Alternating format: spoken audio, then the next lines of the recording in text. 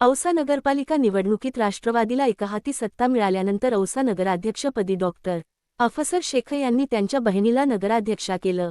मात्र नगराध्यक्षा बहिणीला औसा नगरपालिकेतली गणितं कळण्याअगोदरच पुन्हा एकदा काहीतरी कारण दाखवत प्रभारी नगराध्यक्षपदी अफसर शेख विराजमान झालेत. आज अधिकृतरित्या त्यांनी पदभार घेतला असून गेल्या वेळी देखील असाच प्रयोग अफसर शेख यांनी केला होता. एकूणच नगराध्यक्ष पदाचा मोह असलेल्या राष्ट्रवादीच्या जिल्हाध्यक्षांनी पुन्हा एकदा बहिणीला बाजूला करत नगराध्यक्ष पदाच्या खुर्चीचा ताबा मिळवलाय. तर प्रशासक काळात अधिकारी आणि कर्मचाऱ्यांनी गुत्तेदारी केल्याचा आरोप करत त्यांच्यावर भाजप आमदाराचा हात होता असाही आरोप केला असून आता प्रशासनातील सुस्ती काढून जनतेची कामं करणार असल्याचं यावेळी अफसर शेख यांनी सांगितलं.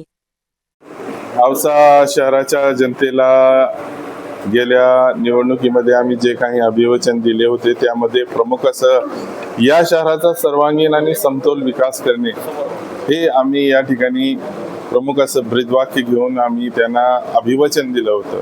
निश्चितपणे त्याची पूर्तता येत्या काळामध्ये आम्हाला करायचे आणि हे प्रशासन माझ्या पदभार घेतल्यानंतर अधिक गतिमान होईल.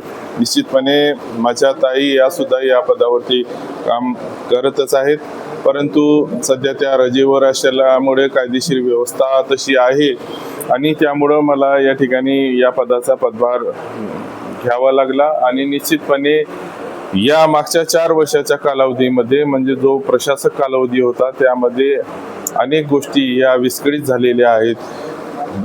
बेशिस्तपणा वाढला आहे आणि या सगळ्या गोष्टी आम्हाला सुरळीत करताना या ठिकाणी आम्हाला थोडी कसरत करावी लागत आहे, याचं सुद्धा भान आम्हाला आहे. निश्चितपणे औषधाच्या जनतेला जे जे काही आम्ही शब्द दिलाय, वचन दिलाय ते आम्ही त्याची पूर्तता करू. आणि माझ्या नेत्या आदरणीय सुनित्रा वहिनी साहेब यांचं ही निश्चितपणे या शहरावरती लक्ष आहे. त्या राज्याच्या उपमुख्यमंत्री आहेत, त्यांच्या माध्यमातून या शहराची मूलभूत गरजासह अनेक जे प्रश्न आहेत ते प्रश्न मार्गी लावण्याचं या ठिकाणी मी काम करणार आहे.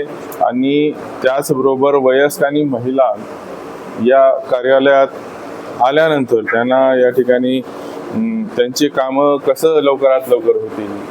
म्हणजे अनेक स्थानिक स्वराज्य संस्थांमध्ये आपण बघत असाल की हा खूप मोठा असा त्रास होऊन बसलेला आहे. अधिकारी कर्मचारी वेळेवर कामं करत नाहीत, वेळेवर कार्यालयामध्ये त्यांना म्हणजे त्यांच्या प्रश्नांचं सोडवणूक होत नाही. त्यामुळं हे जे प्रमुख मुद्दे घेऊन आणि गेल्या 25 वर्षापासून मी नगरपालिकेत या स्थानिक स्वराज्य संस्थेमध्ये काम करत असताना मला अनेक या बाबी लक्षात आलेला आहे. खास खळगे माहिती आहेत, त्यामुळं कसं व्यवस्थित प्रशासन राहील हे या पुढं मी काळजी घेणार आहे. प्रशासक काळामध्ये अधिकारी आणि कर्मचारी सुस्तावले यस बिलकुल यस आणि गेल्या काही महिन्यापासून तुमचं या ठिकाणी व्यवस्थित्व आहे.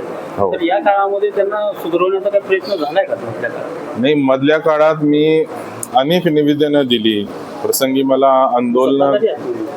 आंदोलनं करावी लागली, परंतु मी सत्ताधारी असताना सुद्धा या शहरामध्ये आपण बघितलं असेल की केवळ आमदार महोदय आणि भाजपचीच एक केंद्रित कारभार या नगरपालिकेवरती होता. आणि या नगरपालिकेला सार्वजनिक बांधकाम विभाग म्हणजे PWD सारखं ही व्यवस्था या ठिकाणी झालेली होती. नगरपालिका हे सेवेचे क्षेत्र आहे. या ठिकाणी केवळ फक्त आणि फक्त लोकांना कसं सोयी सुविधा देता येईल, सेवा देता येईल एवढंच लक्ष आपण या पदावरती बसलेल्या मंडळींनी त्याचबरोबर कर्मचाऱ्यांनीही तितक्याच काळजीनं कामं करावं लागतं. परंतु हे कुठेतरी मधल्या काळामध्ये एक गुत्तेदारीचं केंद्र झालेला होतं आणि ते सगळं चुकीचं होत असताना आम्ही अनेक गप्प बसलो नाही.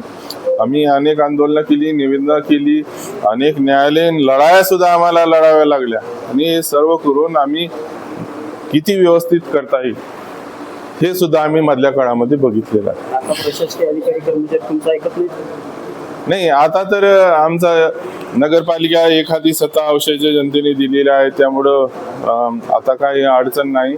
आम्ही हे सगळं व्यवस्थित सुरळीत करण्याचा प्रयत्न गेल्या 5 महिन्यापासून करत आहोत.